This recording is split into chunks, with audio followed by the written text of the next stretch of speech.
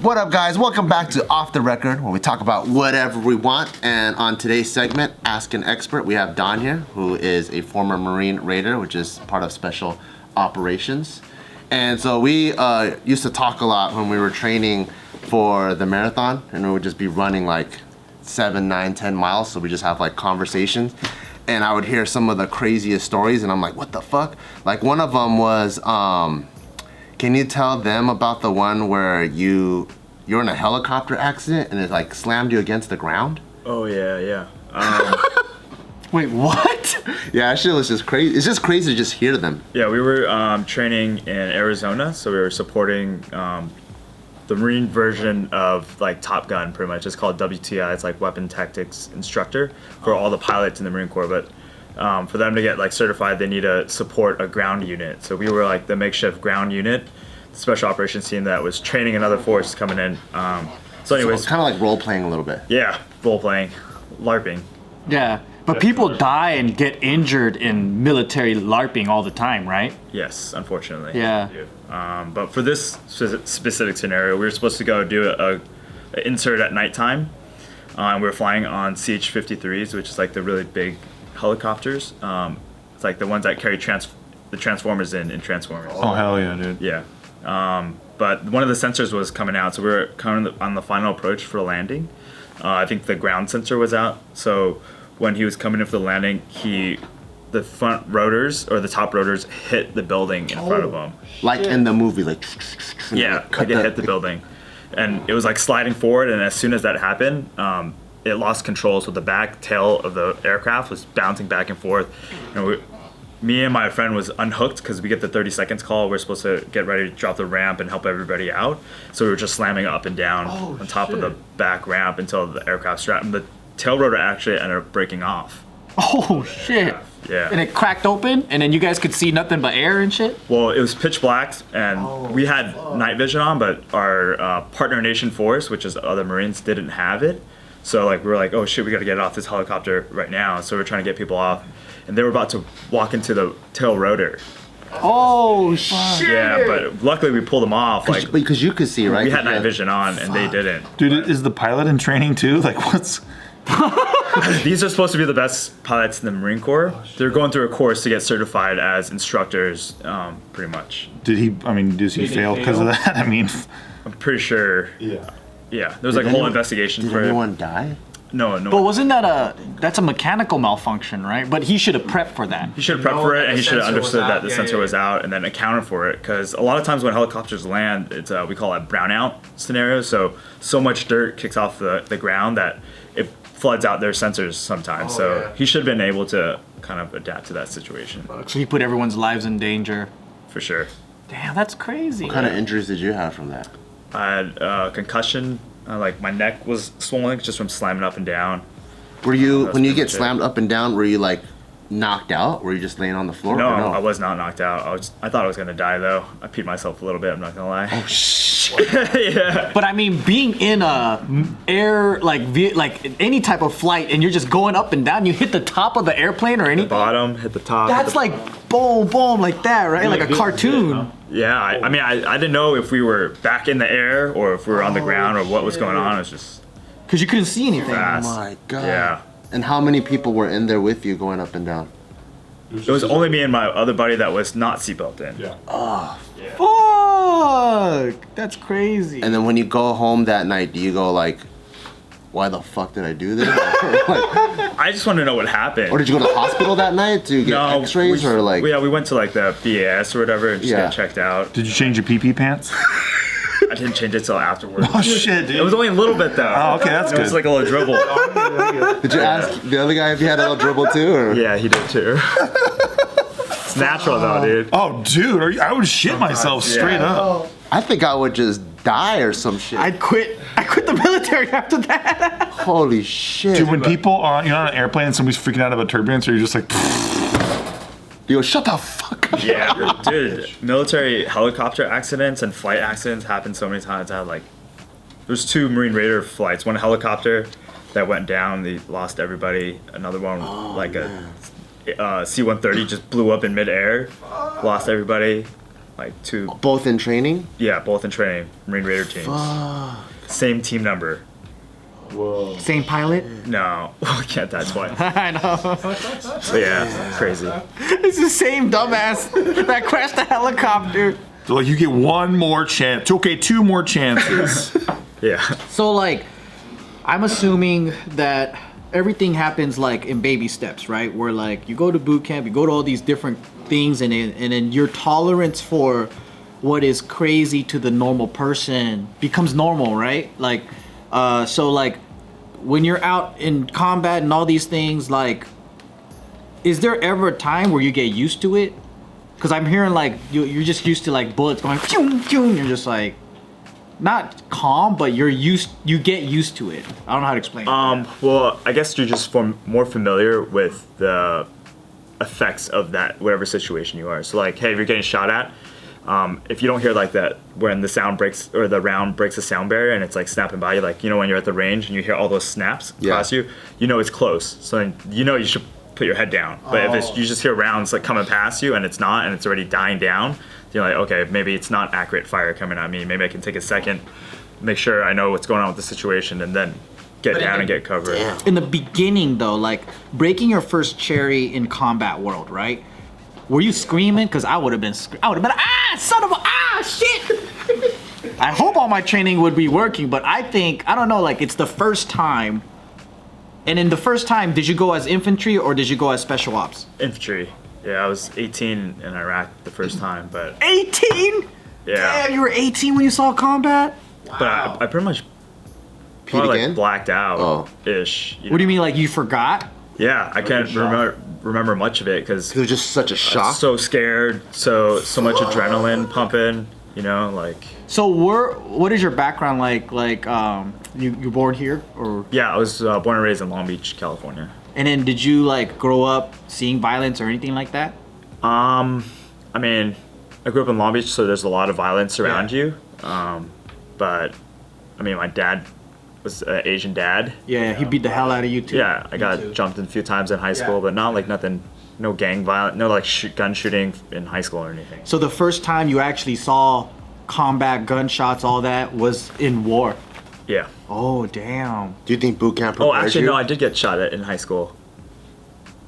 Yeah. Okay, so, but, because usually, I ask this question because, like, people that have been around it, like, it's not their first rodeo, right? Like, it's different from, like, someone that came from a nice little town. Because I'm only imagine, like, the World War II, like, draft kids that, 18 years old, they came from, like, a good little home, and then all of a sudden, boom, they're in combat. Yeah. So it's like, that must be crazy. Well, there's people that, like, even in boot camp, they're just crying already.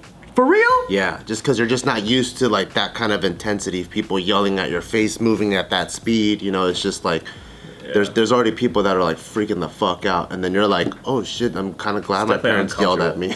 So so let's start from there. Like, how was boot camp for you? Like, did you take it easy or was it, like, hard? It was the hardest thing I did at the time. And then it gets harder and harder. It gets harder and harder, yeah. But if that was already hard and you have to go through some other selection or some school, don't you go, oh, fuck, that's going to be harder than that one. Now I'm good. But I mean, some of the challenges is also like an adrenaline rush, so you kind of try to go and focus and do some more of it. And I think that's why people join the military. It's like they like the adrenaline rush pretty much. So. What was your mission in Iraq? That first thing you had to do? That was counter-terrorism, or what they call it, Kwan, counterinsurgency. But pretty much that one was drive over the IEDs or the bombs and try to find the bad guys if you can. Drive over them? Well, I mean, we drove over like 15 or 16. You got hit by it? Yeah, some of them weren't big enough, blew up the front of the vehicles, but shit. no one died. Oh, no one died in that one, but my friend Jeremy Burris died on that deployment. He drove over one and then he left his glasses in the truck, and then he went back to his truck to grab the glasses. Then when he jumped out of the truck, he stepped on the secondary one. Oh, wow. Yeah. So the first time you basically grew up most of your adult life in combat then. Yeah, in the military. Yeah, like 18 is still hella young if you think about it. Fuck yeah. And then you start seeing, you have bullets being shot at you, all this stuff. And it's weird to me how like you know, you get deployed and then you come back to civilian world and then you go back and then it's just this crazy difference, man. Like, how do you deal with that difference? Well, after coming back from that first deployment from Iraq, it was like the best thing flying back, coming back to America. Like, I was appreciating everything, you know, like looking at a girl, you appreciate that because everything's, all the female in the Middle East are mostly covered, or Iraq and Afghanistan. Yeah. So you saw like their ankles maybe some days, and you're like, ooh, that's a nice ankle, you know? You're like a horny 18-year-old and you're just like, I need to see a woman. There weren't that many other females in the military? Not in the infantry. Oh, right. There's none with us at those operating bases or anything like that for the most part. But yeah. And like back then there was like one satellite phone for your whole platoon. You get one call every 2 weeks, 1 5-minute call every 2 weeks. Wow. So like now, but like even overseas now, anywhere you go, you have some type of cell phone reception or some type of internet. So everyone can have cell phones? If everybody has like their host nation phone, so you can still talk to like the host, your partner nation commanders or whatever it is. You still talk to them, but it still talks back to America, I'm pretty sure, for the most part. This episode of Off the Record is brought to you by HBO Max. HBO Max is a streaming platform that bundles all of the HBO stuff together in one place. There's iconic movies, big TV shows like Friends, Fresh Prince of Bel-Air, Euphoria, some of the best stuff out there. You know, something that I'm about to do this cozy romantic season because I'm all alone. What? I'm gonna binge watch a show by myself. I haven't done it in so long, and it's one of those like guilty kind of pleasures that I have. Yeah. And I know the world does it, but I just feel so ashamed that I do it too. That you what? Watch shows by yourself? Over and over and over. Well, sometimes that's the best way to binge, especially if someone else doesn't have the endurance. Yeah. You can't hang if you want to watch one episode after the other episode. That's true. And Fresh Prince of Bel-Air is back, baby. So me and Gio, we were so bored that we're like, damn, no other show lives up to the hype of Game of Thrones. So you know what we did? You started again? We watched it again. HBO Max, hands down, has the best shows on the planet, man. So right now, new and returning subscribers can sign up for a limited time by taking advantage of their prepay and save offer to save 20% by prepaying for the first 6 months of an HBO Max subscription. Offer ends March 1st, 2021, and restrictions do apply. So you gotta go there fast. HBO Max has something for everyone every day. Check out the link in the description and get 20% off the first prepaid 6 months of your HBO Max subscription. Thank you. Thank you. What was the first thing you did when you got home from war? Really? Yeah, dude. Where? Sure. I had a girlfriend. Oh, right on. Yeah. Beautiful. Yeah. And it was, Isn't that crazy? Like all guys. Back in the car, really? and it was really like 5 seconds or I bet. whatever it was. Yeah, come on, dude. You had sand backed up on your dick. It was right when you got picked up? Yeah. Oh, that's tight. You fucking came at her, looking at her ankles like No, her calves, bro. We saw the ankles, bro. It's the calves. That's crazy. Damn. Yeah. Eat good food. In and out. Went to In and Out. What made you want to go back?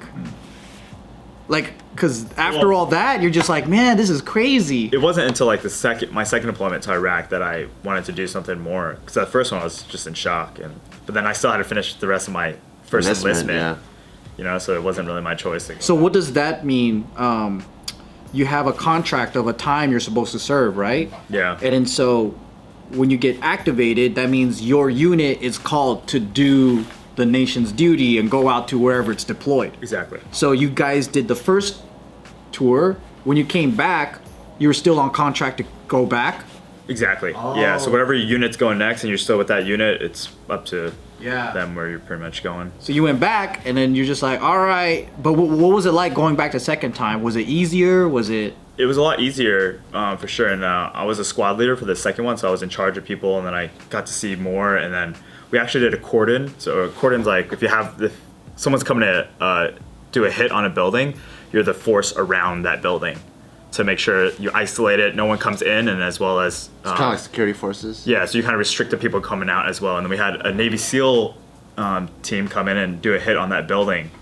They actually hit the wrong building. They hit the building next to it. You're all like, hey guys, it's over here. Fight me over here, guys. Yeah, pretty much. But I was like, oh man, these guys are so cool. You know, they come in with like tennis shoes, cool guns. baseball hats, like that's what was like my first experience with like special operations. I was like, And you were like, I want to do what they're doing. do what they're doing, and I'm out here sitting in the truck waiting for these guys to hit the building. But in my head, I'm like, I want to go in there and shoot the bad guys. I want to go hit the wrong building. Yeah, they actually had their dog bite off a calf of this girl that ripped her calf. Oh shit. And they went to the next building, hit the building, and then they left the girl for us to deal with. That sucks. Yeah. Damn, I'm sure there's a lot of mistakes that happen in war, and that just sucks. But that's also like, when you're back here, that training, it's almost like if you play a game, you know how like they almost feel like going to Iraq or going into a theater, that's like game day.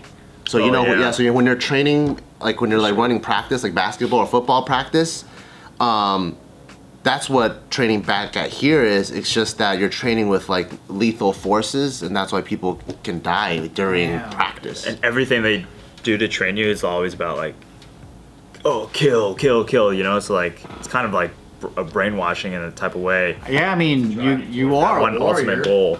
Yeah, like that's your job. Like it's a warrior's job. Yeah. Like you're not there to make friends. I was watching this like documentary of was this SEAL Team 6 that hit Osama bin Laden or no? Mm-hmm. Like they already knew the building, and then they built it, right? So they knew exactly what they got the blueprints. Wow. They built the building, and they spent like 6 months running plays, pretty much, right? Like exactly. Wow. Did you guys once you get to special operations for your missions, did you guys have that kind of like level of like rehearsal?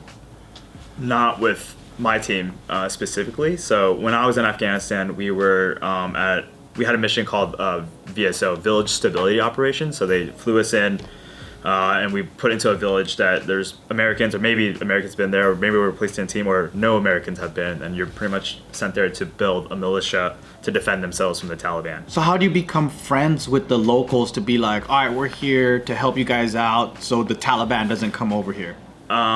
Whatever like objectives like their village elders have, we try to help them out, and everybody wants them first. Yeah, and everybody doesn't want the Taliban to rip them off and take all their poppy or whatever it is, or their farms and stuff like that. So we talk to them and stuff. But to answer your question real fast, there was another team that was part of the commando team, and all their jobs was to go out with the Afghan commandos and do hits. So whatever intel we would do, unless we were getting shot at first, or if it was a target that we had a better like intel reason to hit, like we're working with this force and they hit it and they won't work with anybody but us, then most of the time we were just turning over the mission package to these other guys that would come and hit, and they would build up mock-up buildings and stuff like that and do rehearsals on it multiple times. Yeah.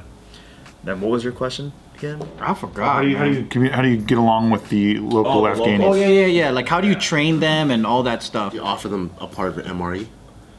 I mean, they got chocolates? We definitely give them offer them food, training. We pay them to train, so they have some type of salary, and we kind of get that. Try to establish their own government within the area. So like, hey, kind of appoint like a village elder, and then he kind of appoints a military leader in the town, and just trying to build up some type of governance, some sort of stability in there. Is it true that many of those tribes have never even seen like other people in Afghanistan? Yeah, Afghanistan's a crazy different dynamic because they've just seen war for so long. The Russians were there in the just forever. But like different parts of Afghanistan, you see different types of people that have been through there.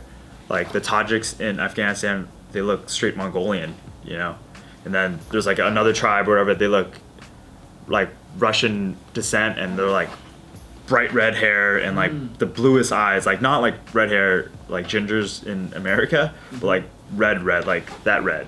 Oh wow, it's crazy. Like and their eyes are blue, and not like the blues over here. It's like sea blue, like it's like a Hawaii ocean, like Hawaii ocean blue. Some pure Russian shit. Yeah, wow. It's crazy. Yeah, and then the other ones are like they look straight like Middle Eastern, so it's just a different weird dynamic.